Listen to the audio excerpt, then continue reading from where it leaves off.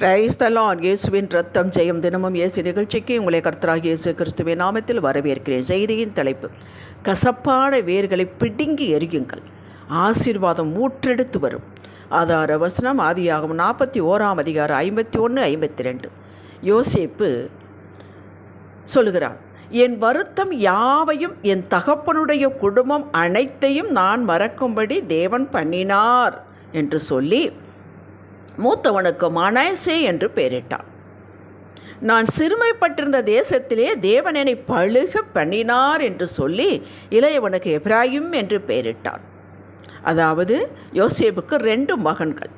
அவன் தன்னுடைய காரியங்களை எல்லாம் மனதில் வைத்து அதற்கு தகுந்தாற்போல் அவன் பெயரிடுவதைத்தான் இந்த வசனம் சொல்லுகிறது. கர்த்தரின் சிந்தையில் உள்ளவர்களை யோசேப்பின் வரலாறு யாவரும் அறிந்ததே.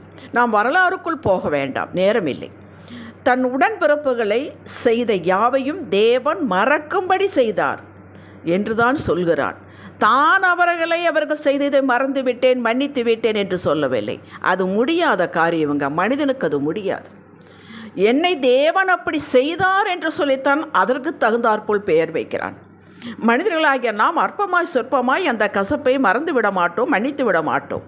ஆனால் தேவ கிருபையினால் இதை செய்யலாம், செய்ய வேண்டும், செய்ய முடியும்.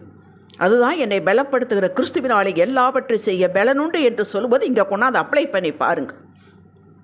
இந்த கசப்பான வேர் நம் இருதயத்தில் இருக்கும் பட்சத்தில் எத்தனை நல்ல காரியங்கள் நாம் சிந்தித்தாலும் செயல்பட்டாலும் அது கர்த்தரின் பார்வைக்கு எட்டாது. அவர் இவைகளை கணக்கில் வைப்பது இல்லை. தேவனுடைய கிருபை பெற்று அளவில்லாமல் தருவார்.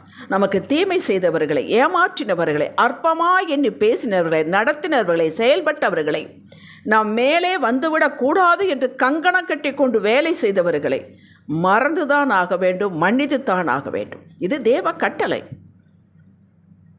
மத்தேயு 5 அதிகாரம் 44, 45 2 வசனங்களை வாசியுங்கள். 44வது வசனத்தை நிறைவேற்றும் போது 45வது வசனம் நமக்கு சொந்தமாகிறது.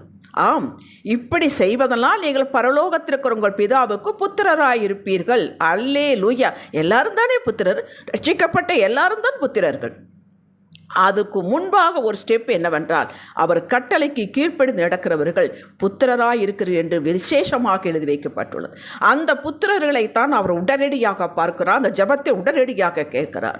நன்றாக தெரிந்து கொள்ளுங்கள், கிறிஸ்துவ வாழ்க்கையில் நீங்கள் என்ன பண்ணினாலும் அவரை நீங்கள் ஒன்றும் பண்ண முடியாது. கர்த்தரை கையை பிடிச்சி இழுத்து வெட்டுக்குன்னு பிடுங்கவே முடியாது. ஒன்றே ஒன்று செய்யலாம், அவருக்கு கீழ்ப்படிந்து நடப்பது, தாழ்மையாக இருப்பது.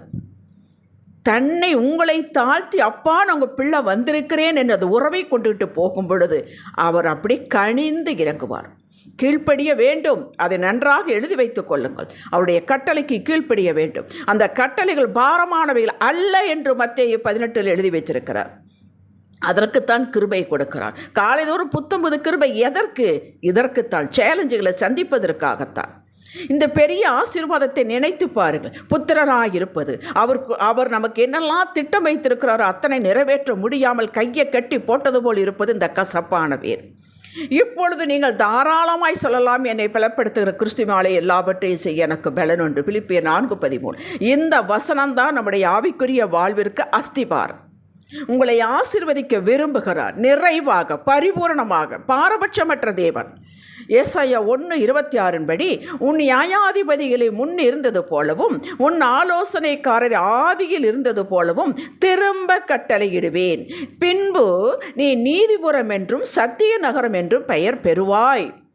உங்களை நீதிமான் என்றும் சத்தியவான் என்றும் அழைப்பதனால் ஒரு சந்தோஷம் மட்டுமல்ல, இந்த 2 கேரக்டர்களுக்கு உண்டான மகாபெரிய ஆசீர்வாதம் உங்கள் தலையில் மேலும் உங்கள் வம்சத்தின் மேலும் என்றென்று இருக்கும் என்று வேதம் கேரண்டி கொடுக்க. நம்மளை அப்படி பார்க்க விரும்புகிறார். என் பிள்ளை நீதிமான், என் பிள்ளை சத்தியவான் என்று. ஹல்லேலூயா. யோபுவை பார்த்தார் அல்லவா, உத்தமன் என்று ப்ரூவ் பண்ணினார் அல்லவா. அப்படி நம்மளை யாவரையும் இந்த பிசாசிற்கு முன்பாக நம்மளை பார்க்க அவர் விரும்புகிறார். நாம் இதை கொஞ்சம் ஒத்துழைத்தால் போதும். இது கர்த்தர் செய்ய முடியாதபடி அவர் கரத்தை, எந்த கரத்தை? அவருடைய வல்லமையின் கரத்தை, இரக்கமுள்ள கரத்தை நாமே கட்டி போட்டு விடுகிறோம் இந்த கசப்பான வேர் இருப்பதினால். இப்பொழுது சொல்லுங்கள், இது உங்களில் தங்கி இருக்க வேண்டுமா என்று. லூக்கா 13 அதிகாரம் 8, 9 வசனங்களை வாசியுங்கள். நீங்கள் அதிக நற்கனி கொடுக்க வேண்டும் என்று, அந்த கனி நிலைத்திருக்க வேண்டும் என்று தான் ஏற்படுத்தினார். உங்களை என்னை ஏற்படுத்தின நோக்கமே அதுதான், கனி கொடுக்க வேண்டும். கனியல் என்றால் என்ன என்பதை கலாத்தியர் 5ஆம் அதிகாரம் 22, 23 வசனங்களை வாசித்துக் கொள்ளுங்கள். நம்மளை பாடுபட சொல்லவில்லை, வேதனைப்பட சொல்லவில்லை. என்னோடு இணைந்து வா, நான் போகும் பாதை, நான் உன்னை எந்த பாதையில் அழைத்து செல்லுந்த பாதையில் வா, கசப்பு வேண்டாம், வெறுப்பு ஐயோ முள்ளு ஐயோ வேண்டாம், நான் உன்னை தூக்கி செல்கிறேன். அதை நாம் சந்தோஷமாக ஏற்றுக்கொள்ளும் பொழுது அவர் அதிக சந்தோஷம், பரலோகமே சந்தோஷப்படுகிறது. நம்ம ஏற்படுத்தின காரணமே நம்ம கனிகள் கொடுக்க வேண்டும், இந்த கனிகள் நிலைத்திருக்க வேண்டும். இது கிறிஸ்துவருங்க, அவருடைய பிள்ளைங்க, அவங்க ஒன்று கூட பிசகு செய்ய மாட்டாருங்க. இது கனி கொடுக்க சாட்சியாக நம்மளை பார்க்க விரும்புகிறார். நீதிபுரம் நம்மளை நீதிமான் என்றும் சத்தியவான் என்று பிறர் சொல்வதை கேட்க விரும்புகிறார். கனி கொடுத்து நிலைத்திருக்க வேண்டும் என்று 2வது விரும்புகிறார். ஆனால் எப்படியோ அந்த கசப்பான வேர் உங்களில் வேர் கொண்டு விட்டது. இதைத்தான் தோட்டக்காரன் சொல்லுகிறான், நான் பொறுப்படுத்திக் கொள்கிறேன். அந்த முதலாளி சொல்லுகிறான், இந்த மரம் ஏன் வீணாக இருக்கிறது, கனியே இல்லை என்று சொல்கிறார். அப்போ தோட்டக்காரராகி இயேசு நமக்காக பரிந்து பேசுகிறார். இந்த ஒரு வருடம் இருக்கட்டும், இந்த ஒரு வருடம் உங்கள் பர்த்டே எனக்கு இதை நினைத்து கொள்ளுங்கள், இந்த ஒரு வருடம் இருக்கட்டும் என்று நமக்காக அவர் பரிந்து பேசுகிறார். கிளை நறுக்கி சுற்றிலும் கொத்தி நான் எருப்போடுவேன் என்கிறார் தோட்டக்காரராகி இயேசு. பிதாவிட நமக்காக பரிந்து பேசுகிறார். 3வது எரேமியா 18 வாசியுங்கள். குயவனாகிய கர்த்தர் கையில் இருக்கும் போதே நாம் கெட்டு போகிறோம், களிமண்ணாகி நாம் கெட்டு போகிறோம்.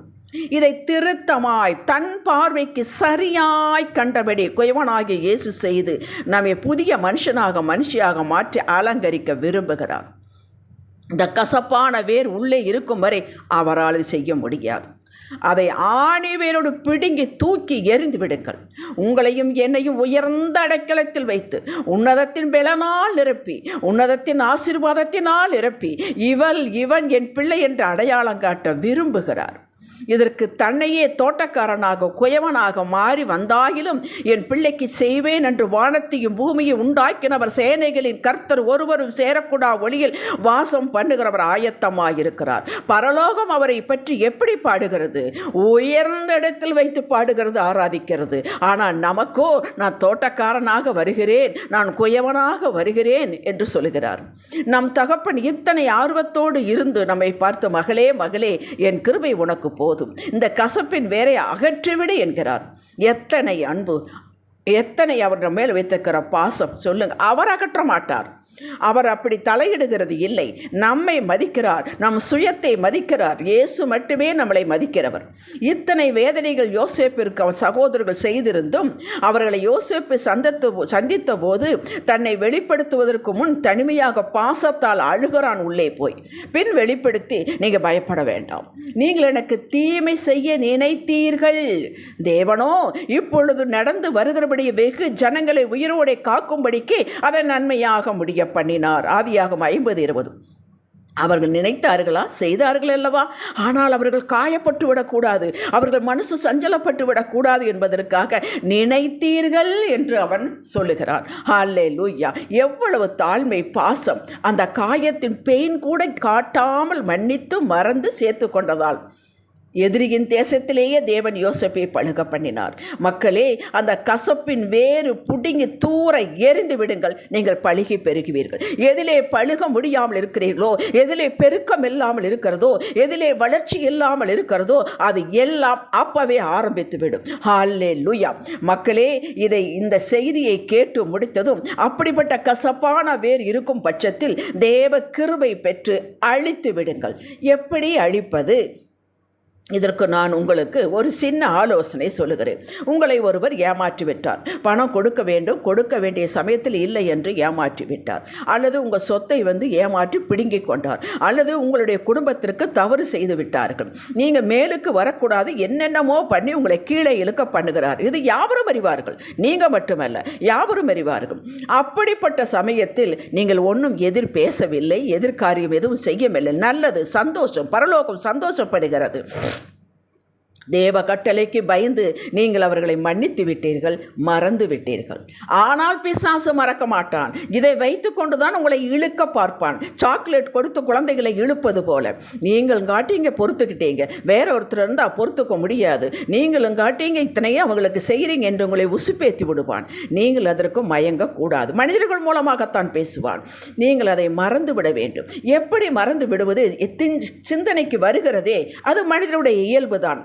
உங்களுக்கு கொன்று சொல்லுகிறேன், அவர்களை சந்திக்கும் போது, அப்படிப்பட்ட நபர்களை சந்திக்கும் போது நீங்களே உங்களுக்கு ஒரு டெஸ்ட் வைத்துக் கொள்ளுங்கள். நீங்கள் மன்னித்து விட்டீர்கள், மறந்து விட்டீர்கள் என்பதால் அவர்களை பார்த்த உடனே சந்தோஷமாக, நடிப்பு இல்லாமல் ஒரு சிரிப்பு சிரியுங்கள்.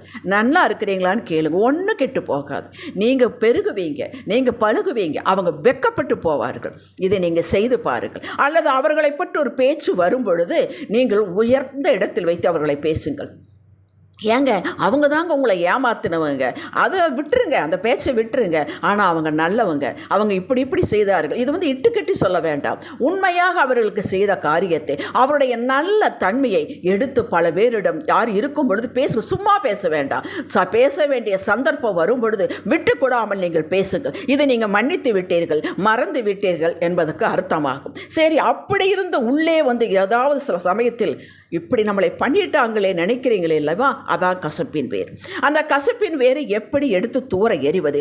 ஆணி வேரோடு பிடுங்கி எப்படி எறிவது? அதற்கு தேவ கிருபை வேண்டும். நம்மளால் முடியாது. அது சிந்தனையில் வருகிறது. சிந்தனையில் வரும் பொழுது சோர்ந்து போகிறீர்கள், அப்படியே வேதனை அடைவீர்கள். அப்படி என்றால் அந்த கசப்பின் வேர் உள்ளே இருக்கிறது என்று அர்த்தம்.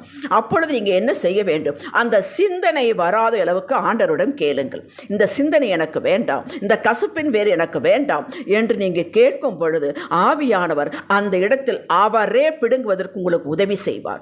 அடுத்த முறை நீங்கள் பாருங்கள், அந்த சிந்தனை வரும்போது உங்களை கஷ்டப்படுத்தாது. நீங்கள் சோர்ந்து போக மாட்டீர்கள், வேர்த்து கொட்டாது, மனம் படபடப்பு அடையாது. அப்போ வேர் போகிவிட்டது என்று அர்த்தம். இது கர்த்தருடைய கிருபையினால் மட்டும்தான் முடியும். ஆனால் நீங்கள் செய்துதான் ஆக வேண்டும்.